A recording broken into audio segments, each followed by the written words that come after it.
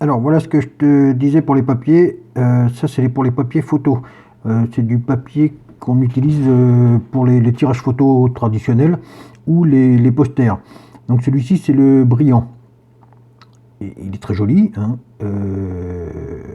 mais ça fait énormément de reflets. On voit la fenêtre ici, là, la lampe ici, et voilà. Après c'est le papier mat. Donc le papier mat est très joli aussi, ça fait un espèce de reflet doré sur toute la photo. On voit moins la fenêtre, mais on voit toujours le reflet de la fenêtre et le reflet de la lampe. Ça c'est donc comme indiqué là, le mat. Tu peux voir aussi c'est tout du papier Fujifilm, du papier photo de bonne qualité. Après c'est le satiné portrait qu'on appelle ça, qui sert beaucoup pour les portraits par exemple. Très bonne qualité. On peut entendre le bruit. Il est un peu nid d'abeille, un peu, je sais pas comment on peut appeler ça.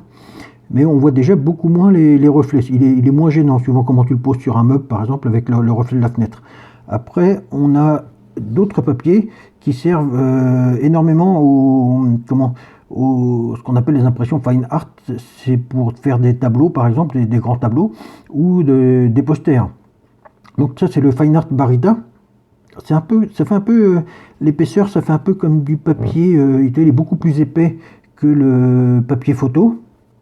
Là, le papier photo, il fait 234 grammes. Celui-ci fait 325 grammes pour le Barita, 285 pour le Pearl et 308 pour le Photorag.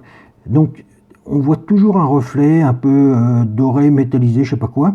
Ça fait un peu papier canson. Il est joli, quoi. Moi, j'aime bien. Donc, c'est du papier beaucoup plus épais, hein, presque cartonné. Le Fine Art Pearl, c'est pareil, il fait son reflet est pas moche. On voit plus la fenêtre, on voit plus la lampe, mais on voit toujours les reflets. Et la cerise sur le gâteau, celui que moi je préfère, c'est le Fine Art Photorag. Il n'y a aucun reflet. Tu peux le poser comme tu veux sur un meuble, il n'y a aucun reflet. Il est magnifique et bon, tu peux voir la profondeur d'impression. Il est vraiment super chouette, quoi. Voilà pour les papiers photos. Ensuite, pour les supports solides, pas papier. Donc celui-ci, on s'en occupe pas parce que c'est comment, merde, de l'alu Dibond avec une plaque d'acrylique dessus. On n'en a pas besoin pour l'occasion. Ça, c'est la même chose, mais en mat. Ça, c'est l'alu Dibond, mais c'est le Butler Finish. C'est surtout pour des photos noir et blanc, par exemple. Il n'y a pas de... Les reflets sont très jolis. Ça fait un peu alu brossé, mais on n'en a pas besoin. C'est surtout, ça donne bien pour des photos noir et blanc, par exemple. Après, il y avait le PVC.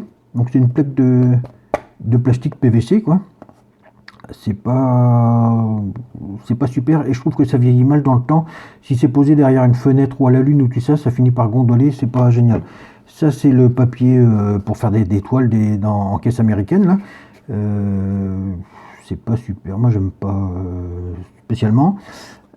Voilà, donc mon alu Dibond. L'alu Dibond, c'est magnifique. Ça fait 3 mm d'épaisseur. C'est léger. C'est résistant. Et ça a une qualité d'impression qui est vraiment magnifique. Ça fait un petit peu granulé, mais ça n'enlève rien à la finition. Et puis voilà. Et l'acrylique. Donc l'acrylique, c'est juste une photo qui est collée derrière une plaque d'acrylique. Ça fait des reflets. L'acrylique, malheureusement, je trouve qu'avec le temps, il vieillit moins bien. Il faut passer un coup d'éponge dessus pour l'entretien, et puis c'est bien. Donc voilà. Après, c'est vrai qu'avec les deux petits trous en bas, pour mettre une petite pâte en alu, si tu appuies un peu dessus, clac, ça pète le pied. Que là, si tu fais deux petits trous en bas pour mettre les petites pattes en alu, faut déjà en vouloir quand même pour l'abîmer, hein. Et puis voilà. Donc en dur, je préfère l'alu. plutôt que l'acrylique. Même le PVC qui est pas... c'est surtout dans le temps, ça coûte pas bien cher, mais c'est pas super. C'est pas super. L'alu dit bon, celui-ci, il faudrait que j'essaye un jour de faire une photo noir et blanc pour voir. Et puis les autres, c'est de l'alu avec de l'acrylique dessus. Bon, c'est pas super mon truc, quoi. Vraiment, je préfère ces deux-là en cas de besoin, quoi. Lui, il y a un reflet, mais bon, c'est comme ça. Ça dépend de ce que j'ai besoin comme support. Lui, il n'y a pas de reflet et c'est très bien comme ça. Je le remettrai dans l'ordre après.